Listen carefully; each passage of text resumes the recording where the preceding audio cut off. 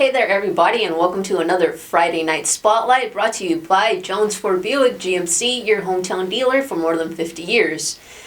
Well, this is officially the last week for our 3A and 2A schools, and while our 3A schools aren't looking so good right now, 2A is also kind of up in the air, but it appears that we will have one team making the playoffs, and that could be the defending champion, Santa Cruz Valley. But moving on from that, our game of the week this week is the Battle of Ironwood between Combs and Apache Junction. Now, this is usually a pretty big game for both teams, but this doesn't seem to be the case. Apache Junction is fighting for better playoff position, whereas Combs doesn't seem they're going to make it into the bigger picture. Last week, Apache Junction's game against Phoenix Arcadia was canceled because of a online social media threat, and Combs defeated Goodyear Estrella Foothills 54-7. So, David, you've seen Apache Junction in action. What can we expect from this Prospectors team? Yeah, I think it's going to come down to how they handled this whole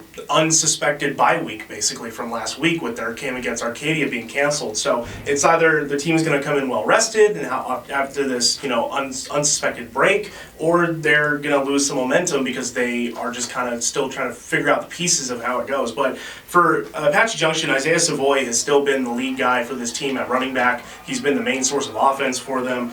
So far on Max Prems, it says he has 928 rushing yards, and it'll really come down to the quarterback play of Gavin Lamangelo as well. Gavin has done decently well, didn't do great against Poston Butte, which was the last game they played about 2 weeks ago.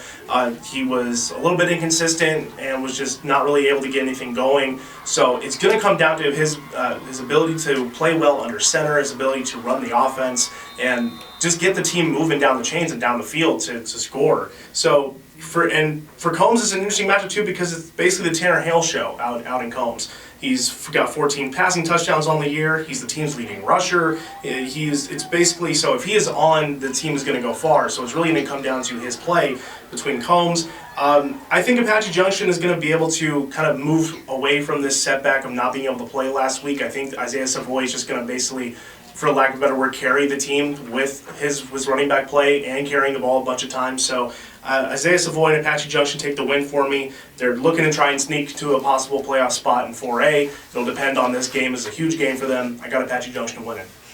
All right, so the interesting thing for me about Combs is it seems they have all the pieces, they just can't seem to make them fit.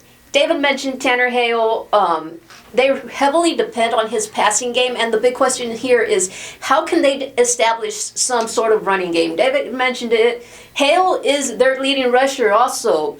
And other than that, nobody else pretty much comes close to helping him move the ball. Offensively, his go-to targets at wide receiver are Hunter Clare, Gavin Perkins, and a set of Tanners in Tanner Price and Tanner Nino. Defensively, they are led by Brody Tucker with 20.5 tackles for a loss. He has 12 sacks for 93 yards, and Connor Wiles has 77 tackles for the Coyotes. As a team, they have 6 interceptions and 8 fumbles recovery.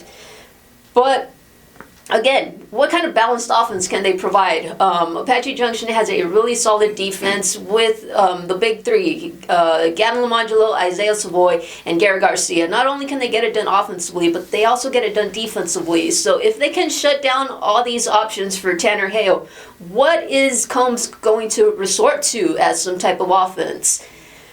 David, is there anything else people should know about this matchup? Yeah, speaking a little bit more on the Combs offense, watch out for the offensive line. If the offensive line is being able to protect Tanner Hale enough to let him get some passes to his top receivers, then they could have a decent shot here. It really comes down to the offensive line being able to block when they need to block and make sure that they can give Tanner Hale some time and some space to make those passes and even clear up some of the running game as well. So look out for the offensive line. I still think Apache Junction is a great matchup here for them to take the win, but watch out for these good offenses as they play. I think this could be a fun game to watch. All right, and that does it for our breakdown of Game of the Week. Transitioning over to our picks portion. David, what game do you have your eye on? I got the undefeated CJ Union Cougars taking on Canyon del Oro. Like I said, Casa Grande is still undefeated, still one of the best teams in 4A. They are back to full strength on offense, especially with R.J. Keaton now back in the starting lineup. He missed a couple games due to injury, but he is back, and he made a huge performance back in Walden Grove last week. And then Angel Flores is continuing to prove why he is one of the best quarterbacks in the state. He has 1,427 passing yards, 20 passing touchdowns. Team's leading rusher with 664 rushing yards and 7 touchdowns. And it is a great all-around team built around Angel Flores and R.J. Keaton. This team has been great on defense. This is 2 straight weeks that they've shut out opponents, not letting them score at all. So this is a great all-around team. Coach Barrow told me last week that Canyon del Oro is always a tough matchup for them, and because they're so well coached. But I think the Cougars stay undefeated here. They take Canyon del Oro out. They stay undefeated, and they keep marching towards the playoffs and possibly make a spot into getting a state championship for the first time in a long time.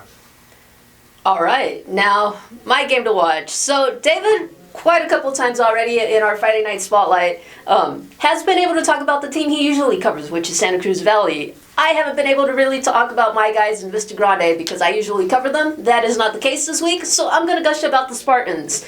Now, it's been a little difficult to figure out how good these Spartans are because it's been a really crazy roller coaster ride. They win some games, huge margins, big blowouts, and then the next week, hey, it's the opposite. They're on the losing end, and it's really bad.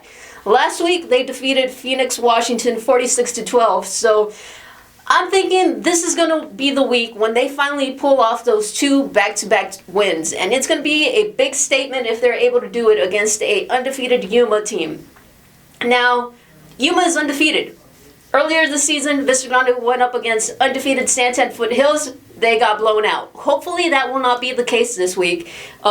Yuma has pretty much depended on 2 quarterbacks for 831 passing yards. They have 10 touchdowns and 9 interceptions.